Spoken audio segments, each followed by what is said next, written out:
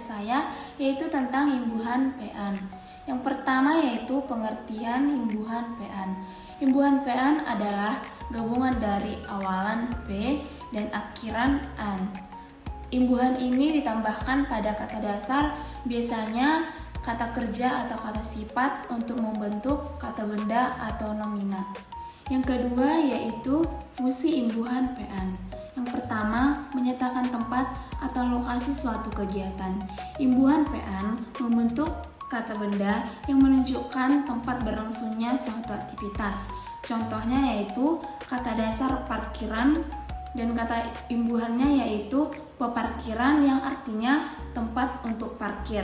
Dan yang kedua yaitu kata dasar dagangan dan kata imbuhan perdagangan yang artinya tempat atau aktivitas berdagang. Yang selanjutnya B yaitu menyatakan proses atau hasil suatu kegiatan. Menggambarkan proses atau hasil dari suatu kegiatan yang berkaitan dengan kata dasarnya. Contohnya yaitu kata dasar tulis yang berimbuhan penulisan yang artinya proses menulis. Dan yang kedua adalah kata dasar bangun. Kata imbuhannya yaitu pembangunan yang berarti proses membangun. Dan yang ketiga yaitu adalah pilih. Kata imbuhan pemilihan yang artinya proses memilih. Dan yang terakhir C menyatakan sifat atau keadaan. Terkadang imbuhan PAN juga membentuk kata yang mengandung keadaan atau sifat. Contohnya yaitu malu yang berimbuhan pemaluan atau keadaan atau proses memalukan. Dan yang kedua yaitu percaya dengan imbuhan kepercayaan yang artinya keadaan percaya.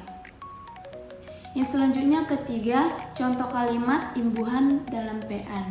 Yang pertama yaitu pelatihan menari diadakan dalam setiap sore, yang dimana contoh kalimat imbuhannya yang saya tandai yang berwarna merah. Dan yang kedua, siswa mendengarkan pembacaan cerita dengan antusias. Dan yang ketiga yaitu kita harus menjaga kebersihan kelas.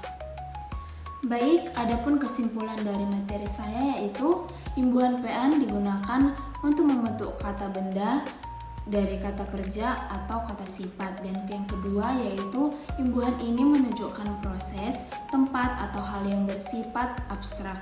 Dan yang ketiga yaitu banyak digunakan dalam kehidupan sehari-hari seperti pelatihan, kebersihan, dan pengajaran.